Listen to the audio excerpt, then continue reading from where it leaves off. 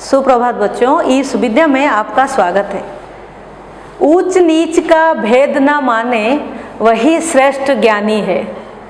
दया धर्म जिसमें हो सबसे वही पूज्य प्राणी है। क्षत्रिय वही भरी हो जिसमें निर्भयता की आग, सबसे श्रेष्ठ वही ब्राह्मण है हो जिसमें तप त्याग। रश्मि रथी से लिया हुआ यह अंश दिनकर जी की बहुमुखी प्रतिभा का प्रमाण देता है।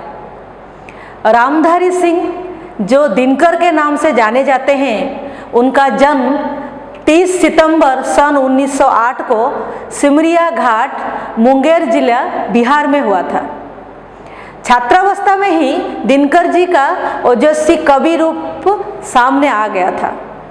हिंदी के एक प्रमुख लेखक, कवि व निबंधकार, आधुनिक युग के श्रेष्ठ वीर रस के कवि के रूप में स्थापित हैं। दिनकर राष्ट्रीय भावधारा के प्रमुख कवि रहे। उन्हें शौर्य और वीरता का कवि भी माना जाता है। काव्य ग्रंथ में उनके प्रमुख हैं रेणुका, हुंकार, रसवंती, कुरुक्षेत्र, रश्मि रथी, उर्वशी, हारे का हरिनाम, बापू, दिल्ली आदि। गद्य ग्रंथ में उनके प्रमुख हैं देश विदेश, मेरी यात्राएं, अर्धनारीश्वर, मिट्टी की ओर, रेती के फूल, संस्कृति के 4 अध्याय आदि। दिनकर जी राज्यसभा के सम्मानित सदस्य भी रहे हैं। भारत सरकार ने उनको पद्म भूषण की उपाधि से भी अलंकृत किया है। उन्हें उर्वशी महाकाव्य के लिए ज्ञानपीठ पुरस्कार भी दिया गया था। उन्हें साहित्य अकादमी पुरस्कार भी मिला था। ये जो विषय है चांद का झिंगोला, कवि दिनकर जी के रचित चांद का झिंगोला विषय, जो कि चांद का कुर्ता नाम से भी जाना जाता है, दिनकर जी के द्वारा रचित एक बाल कविता है। इसमें एक मजाक और व्यंग है। इस कविता के माध्यम से, मजाक के हिसाब से उन्होंने यह संदेश देने की कोशिश की है कि जो सदा अस्थिर है उसके लिए कुछ किया नहीं जा सकता है। अर्थात जो सदा अस्थिर है या फिर जिसके पास धैर्य नहीं है, वो अपने जीवन में सफलता नहीं पा सकता है। तो कवि इस कविता के माध्यम से आपको हमेशा धैर्य के साथ कार्य करने की प्रेरणा देते हैं। तो आइए बच्चों, आज हम चांद का झिंगोला विषय का अध्ययन करते हैं। हटकर बैठा चांद एक दिन, माता से वह बोला, सिलवा दो माँ मुझे उनका मोटा एक झिंगोला। सनसन चलती हवा रात भर जाड़े से मरता हूँ, ठिठुर ठिठुर कर किसी तरह यात्रा पूरी करता हूँ। आसमान का सफर और यह मौसम है जाड़े का, न हो अगर तो ला दो कुर्ता है कोई भाड़े का, ही कोई भाड़े का। तो बच्चों, हम लोग देखते हैं कि हर एक बच्चा दिन ब दिन वो बढ़ता रहता है, इसीलिए उसकी पोशाक की साइज भी बढ़ती रहती है। तो बच्चा जिस उम्र में जैसा रहता है, उसके लिए हम उसी साइज की ही पोशाक बनाते हैं। लेकिन यहाँ पर कवि चांद, जिन्हें हम चंद्रमा भी कहते हैं, उन्होंने एक बच्चे के रूप में लिया है। जैसे कि आप जानते हैं, चांद का कुर्ता कविता चांद का झिंगोला के नाम से भी जाना जाता है। तो ये जो झिंगोला शब्द है, इसका अर्थ क्या हो गया? कुर्ता। तो कैसे कुर्ते को हम लोग झिंगोला बोलते हैं? जो ऊन का बना हुआ होता है और एक ढीला सा होता है, और छोटे बच्चों के कंधे से लेके पाँव तक यह कुर्ता बनाया जाता है। उसी तरह के कुर्ते को हम लोग झिंगोला बोलते हैं। तो हम कह सकते हैं जो छोटे बच्चों का ऊन का बनाया हुआ ढीला कुर्ता या कमीज या अंग रखे को हम झिंगोला कहते हैं। तो चांद को कभी यहाँ पर एक बच्चे के रूप में लिए हैं। तो वो चांद, चंद्रमा एक दिन हट करना मतलब जिद करना। तो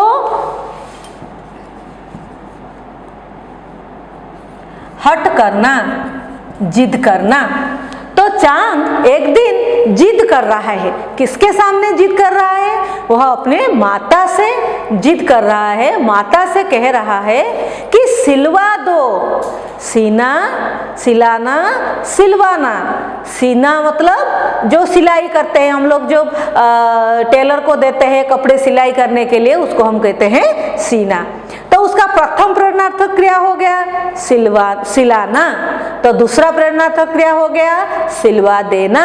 तो यहाँ पर चांद अगर खुद सीता तो कहा जाता चांद कपड़ा सी रहा है। अगर चांद अपने माँ से कपड़े सिलाने के लिए देते तो कहा जाता चांद माँ से कपड़ा सिला रहा है। लेकिन कपड़े कौन सिलाई करता है? टेलर करते हैं। तो यहाँ पर माँ किसी और के द्वारा करवाएगी। तो यहाँ पर द्वितीय प्रेरणार्थक क्रिया हो गया।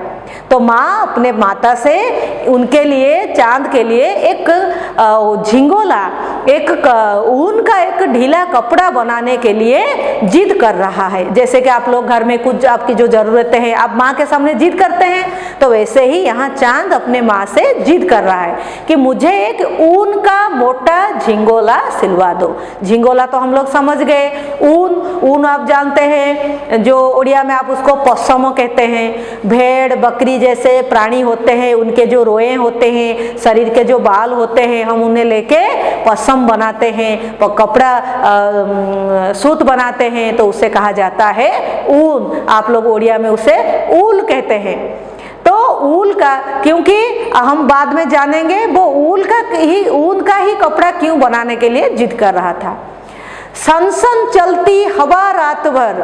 सनसन मतलब जोर जोर से, जो जोर से, सनसन अर्थात जोर से।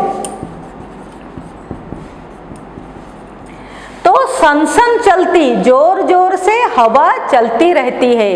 कब? रात भर। तो जाड़े से मरता हूँ। तो ये महीना कौन सा महीना है? जाड़े का महीना है। आप जानते हैं चंद्रमा, चांद धरती का प्रदक्षिण करता है, धरती के चारों ओर घूमता है, ये उनका काम है। तो वो जब काम के लिए निकलते हैं, कब निकलते हैं? रात को निकलते हैं। तो रात को जब वो निकलते हैं जाड़े के महीने में, जाड़े से जब जोर जोर से ठंडी हवा चलती है तो वे सह नहीं पाते हैं, जाड़े से मरता हूँ। ठिठुर ठिठुर कर किसी तरह में यात्रा पूरी करता हूँ। ये कौन कह रहा है? ये चांद कह रहा है। किससे कह रहे हैं? ये अपने माँ से कह रहे हैं। ठिठुरना मतलब आप जाड़े से कांप जाते हो। जब जाड़े के महीने में जब ठंडी हवा चलती है तो हम लोग क्या करते हैं? कांप जाते हैं। तो कांप कर किसी तरह में यात्रा पूरी करता हूँ। तो जो यात्रा वे करते हैं रात को, जब वो धरती के चारों तरफ जो घूमते हैं, उसको उन्होंने यात्रा कहा है। यहाँ पर वो कांप कर किसी प्रकार से यह काम को वो पूरा करते हैं। एक तो आसमान का सफर, सफर मतलब यात्रा। एक तो आप देखते हैं कि वो आसमान में वो कहाँ पर सफर कर रहे हैं, यात्रा कर रहे हैं, आसमान में कर रहे हैं धरती के चारों ओर। और ये मौसम है जाड़े का। तो कौन से मौसम में, कौन से ऋतु में वे अपने माँ से जिद कर रहे थे? जाड़े के मौसम में, जिसे हम उड़िया में शीत ऋतु कहते हैं। वो अपने माँ से ये भी कह रहे हैं कि ना हो अगर, तो अगर कोई आपके पास ऊन का कोई कपड़ा नहीं है, अगर आप इसे सिलवा नहीं सकते हैं, मेरे लिए झिंगोला नहीं सिलवा सकते हैं, कमीज नहीं बना सकते, तो मुझे ला दो कुर्ता ही कोई भाड़े का। भाड़ा मतलब हम लोग क्या करते हैं? किराया देते हैं। तो आप लोग क्या करते हैं? जब अपने स्कूल में ड्रामा करते हैं, जो कपड़े पहनते हैं रंग बिरंग के, तो आप क्या खरीदते हैं? उसे हम उसे भाड़े में लाते हैं, किराए में लाते हैं। तो मुझे कोई कुर्ता ही भाड़े से ला दो। तो बच्चों, हम लोगों ने ये पढ़ा कि एक दिन चांद, कभी यहाँ पर चांद को एक बच्चे के रूप में लिए हैं, जो उनका काम है आसमान में रात को चक्कर लगाना, धरती के चारों तरफ चक्कर लगाना। इस सफर में जाड़े का मौसम है और वो जब ठंडी हवा चलती है वो कांपने लगते हैं, इसलिए वो अपने माँ से जिद कर रहे हैं। माँ को बता रहे हैं कि माँ मुझे ऊन का एक कपड़ा मोटा सा झिंगोला सिलवा कर दे दीजिए। तो बच्चों आज हम पहले हिस्से में ये पढ़ा, अगला हिस्सा बाद में पढ़ेंगे। आज के लिए बस इतना ही। धन्यवाद।